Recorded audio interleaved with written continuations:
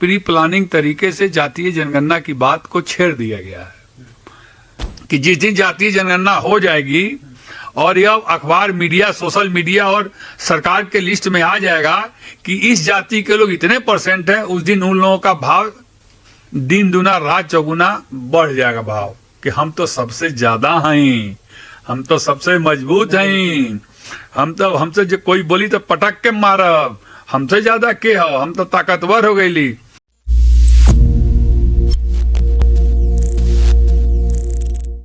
BJP सरकार कब क्या करेगी ये किसी को पता नहीं है। पहले वो जनगणना के खिलाफ थे, अब जनगणना करवाना चाहते हैं। पहले राहुल गांधी जो हर चीज़ उठा रहे थे, अब उनका मुद्दा ही छीन लिया गया है। इसी सिलसिले में जनगणना के सिलसिले में और भी कई सारी ऐसी बातें कि जनगणना होनी चाहिए, नहीं होनी चाहिए, इससे क्या फ़ायदे हैं, क्या लाभ है, और ये क्या बीजेपी की एक नई राजनीति की चाल है, या फिर पहलगाम हमले में जो 27-28 लोग मारे गए उनको भुला देने का एक नया पैटर्न है, या कहें स्क्रिप्ट है, या फिर 2025 में बिहार चुनाव या 27 में यूपी चुनाव उसका प्रभाव है, क्या है ये। तो इसी सिलसिले में हम बात करना चाहेंगे। नेशनल इक्वल पार्टी के हमारे साथ हैं शशि प्रताप सिंह जी, उनसे हम बातचीत करना चाहेंगे और इस पे समझना चाहेंगे कि बीजेपी की ये राजनीति किस मोड़ के तरफ जा रही है। नमस्कार सर, क्या हाल चाल? जी बढ़िया है। देखिए, बीजेपी की यह पुरानी आदत है कि जब कोई निगेटिव चीजें सरकार के खिलाफ होती है तो नए चीज को पैदा करती है। पहलगाम की घटना को इतना आसानी से भूल जाना यह असंभव सा है। उस पहलगाम की घटना से को नजरअंदाज करके और आप उस घटना को भूल जाइए, प्री प्लानिंग तरीके से जातीय जनगणना की बात को छेड़ दिया गया है। और यह कब तक बनेगा और कब तक चालू होगा और कब तक जनगणना होगी, इसका ना कोई डेट तय हुआ है न सीमा तय हुई है। जनता का दिमाग और जो है वो कैसे चेंज हो जाए पहलगाम की और कश्मीर के आतंकवाद की तरफ से, उसके लिए शिगुफा छोड़ा गया है।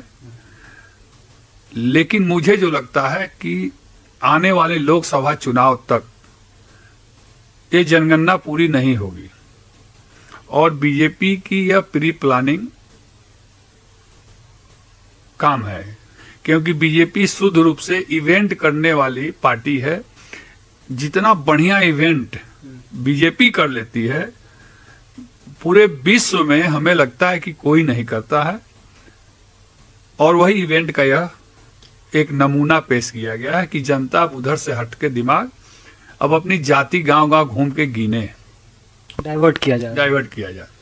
और बिहार में पहले भी जातीय जनगणना हो चुकी थी और बिहार में आने वाले समय में चुनाव है, तो उस जातीय जनगणना को नहीं माना लोगों ने, तो फिर से जातीय जनगणना होगी। यह भी एक बिहार के लोगों को संदेश है कि आप परेशान मत होइए, हम आ रहे हैं और असली और सही जातीय जनगणना कराएंगे। लेकिन क्या सही होगा ये आपको लग रहा है? सही कराएगी बीजेपी? जब सही चुनाव नहीं हो पा रहा है, सही वोटर लिस्ट सही व्यक्ति के पास नहीं पहुंच पा रहा है, जिंदा आदमी का वोटर लिस्ट से नाम कट जा रहा है, मुर्दा का वोटर लिस्ट में नाम चढ़ जा रहा है, एक एक विधानसभा में 5,000, 8,000, 10,000 वोट फर्जी बढ़वा लिया जा रहा है, और जिस तरह से ईवीएम के साथ कंट्रोल और रिमोट का काम कर लिया जा रहा है, तो मैं कैसे कहूं कि यह जातीय जनगणना सही होगी? पहली बात। दूसरी बात, नेशनल इक्वल पार्टी और शशि प्रताप सिंह का यह मानना है कि जनसंख्या की जनगणना होती है, लेकिन जातीय जनगणना मैंने कभी सुना नहीं था कि किस जाति के कितने लोग कहां कहां किस किस जिले में और किस किस गांव टोला मोहल्ला में रहते हैं। यह पहली बार जातीय जनगणना के मैं तो जातीय जनगणना करने वाले और जातीय जनगणना की मांग करने वाले दोनों लोगों से कहना चाहता हूं कि आप जातीय जनगणना की मांग कर रहे हैं वो सही है, ठीक है, आपका विचार है, कर सकते हैं। लेकिन नेशनल इक्वल पार्टी कहती है कि जातीय जनगणना के साथ शैक्षणिक जनगणना भी होनी चाहिए कि किस जाति में कितने लोग पढ़े लिखे हैं और कितने लोग पढ़े लिखे नहीं हैं, उसकी जनगणना करा लें।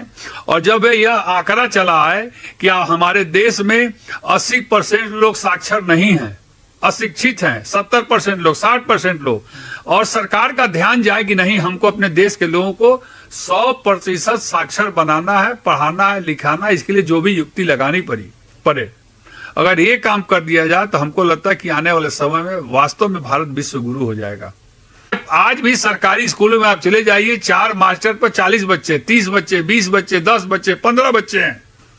सरकारी स्कूलों के दशा है। प्राइवेट स्कूलों का ये हाल है कि आप एडमिशन यहीं लीजिए, किताब कॉपी यहीं लीजिए, फीस यहीं दीजिए, मनमानी फीस दीजिए, नहीं तो अपने बच्चे को ले जाइए।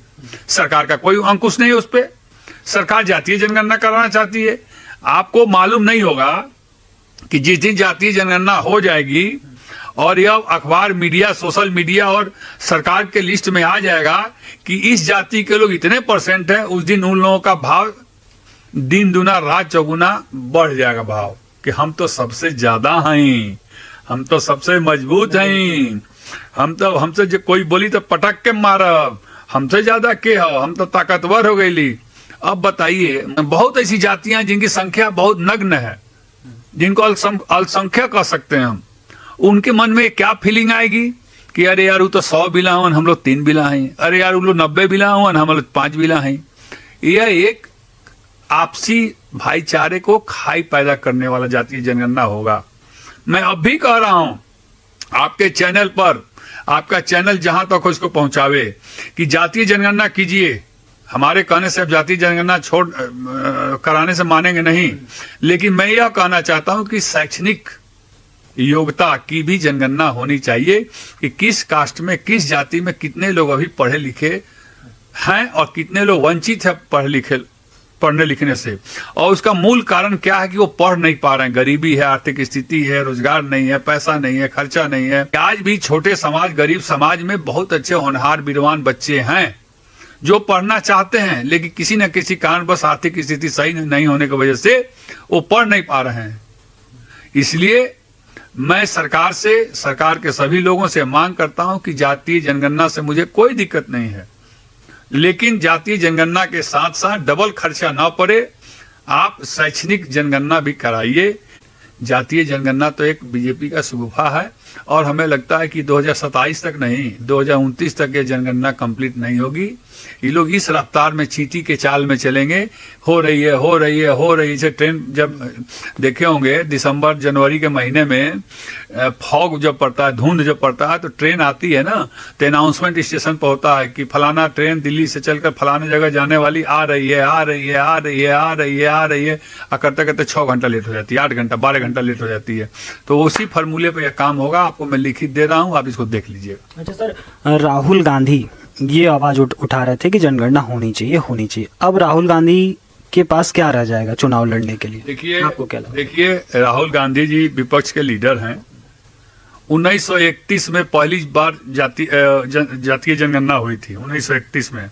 उसके बाद 2010 में मनमोहन सिंह जी प्रधानमंत्री थे, उन्होंने इस बात का जिक्र किया था कि जातीय जनगणना होनी चाहिए, उसके लिए फॉर्मूला तैयार किया जा रहा है।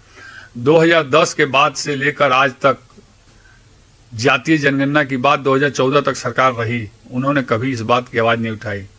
जब यह सरकार बदली है और जातीय जनगणना की बात बिहार से शुरू हुई, तब इसके बाद ये लोग चिल्लाने लगे जातीय जनगणना होनी चाहिए। और राहुल गांधी जी अगर चाहे होते तो इस मुद्दे को और मजबूती से उठाए होते, जैसे उन्होंने पदयात्रा किया कई हजार किलोमीटर, देश जोड़ो जनगणना वाले पदयात्रा किया।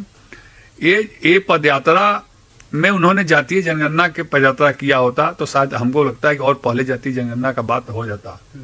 लेकिन राहुल गांधी जी के जो स्क्रिप्ट लिखने वाले लोग हैं, पता नहीं किस मानसिकता के हैं, हमें तो लगता है वो भी बीजेपी से मिले हुए लोग हैं जो इनको अलग अलग स्क्रिप्ट लिख के देते हैं जो सही बातें नहीं कह पाते हैं।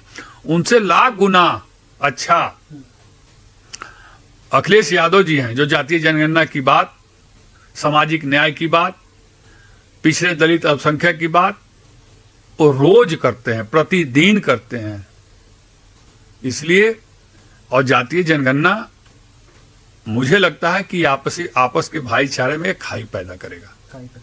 अच्छा सर, बिहार चुनाव पे इसका क्या असर पड़ेगा? क्योंकि बिहार में आरजेडी को यादव वोट देते हैं और बीजेपी को लगभग जो ब्राह्मण है या फिर ठाकुर है वो लोग देते हैं, ये ऐसा मानना है लोगों का। आपका क्या विचार है इसमें? देखिए, ऐसा नहीं है। आरजेडी तेजस्वी यादव को सभी समाज के लोग वोट देते हैं। लालू यादव और राबड़ी देवी मिलकर 15 साल तक अकेले एक यादव के दम पर सरकार नहीं चलाया था उन लोगों ने। उसमें सभी जाति धर्म मजहब के लोगों ने उनका सहयोग किया था, उनको वोट दिया था, तभी वो चलाए थे। और आज भी तेजस्वी यादव और राष्ट्रीय जनता दल के साथ हर बिरादरी के लोग हैं। ये बिना मतलब की बात है कि ब्राह्मण और राजपूत बीजेपी को वोट करता है। यही ब्राह्मण समाज के हैं हरीश मिश्रा जी, जिनको बीजेपी 3 बार जेल भेज चुकी। आप कैसे कहते हैं कि ब्राह्मण बीजेपी को वोट करता है? ये हम नहीं मान सकते हैं। ये कहने कहाने की बात है। यह दुष्प्रचार किया जाता है कि ब्राह्मण और राजपूत और लाला बनिया या भूमियार ये बिरादरी जो है बीजेपी को वोट करती। नहीं, मैं इसको नहीं मानता हूँ। सबको वोट देता। मैं शशि प्रताप सिंह राजपूत हूँ, मैं माननीय अखिलेश यादव के साथ हूँ, तो क्या मैं बीजेपी के साथ हो गया? नहीं, ये कहने की बात है। जिसको विचारधारा अच्छी लगेगी, जिसको विकास अच्छा लगेगा, वो उसके साथ रहेगा। अच्छा, बीजेपी का कितना प्रभाव इस बार बढ़ेगा या फिर घटेगा? आपको क्या लग रहा है, क्या हो सकता है बिहार चुनाव पे? देखिए, बिहार में जो चुनाव है, उस बिहार चुनाव में बीजेपी का प्रभाव बढ़ेगा नहीं, क्योंकि बीजेपी को वहां से नीतीश कुमार को मुख्यमंत्री पद से हटाना पड़ेगा। अगर नीतीश कुमार के नाम पर चुनाव होगा तो बीजेपी का प्रभाव घट जाएगा, बढ़ेगा नहीं। और जिस तरह से बेरोजगारी का आलम है, रोजगार के लिए लोग दर दर ठोकर खा रहे हैं, काम धंधे के लिए ठोकर खा रहे हैं, महंगाई जिस तरह से बेतहाशा बढ़ रही है, मुझे नहीं लगता कि बीजेपी को लोग पसंद करेंगे। और बिहार की ही रहने वाली नेहा सिंह राठौर, जिसने सवाल पूछ दिया मुख्यमंत्री, गृह मंत्री और प्रधानमंत्री जी से कि पहलगांव की घटना कैसे घटी चौकीदार, क्योंकि प्रधानमंत्री जी ने मैं हूं चौकीदार का एक टैग लगाया था और पूरे देश के बीजेपी के लोगों ने मैं भी हूं चौकीदार का टैग लगाया। तो चौकीदार, इतना मजबूत चौकीदार जो विश्व गुरु बनने की ओर जा रहा है, और इतना मजबूत चौकीदार के होते हुए किसान, देश का सबसे मजबूत किसान जो प्रधानमंत्री से मिलने के लिए हरियाणा होते हुए दिल्ली में नहीं प्रवेश कर पाया था, आप लोग को याद होगा। और ये 4 आतंकवादी कैसे कश्मीर में इतने मजबूत चौकीदार के होते हुए प्रवेश कर गया, इस पर सवाल उठता है।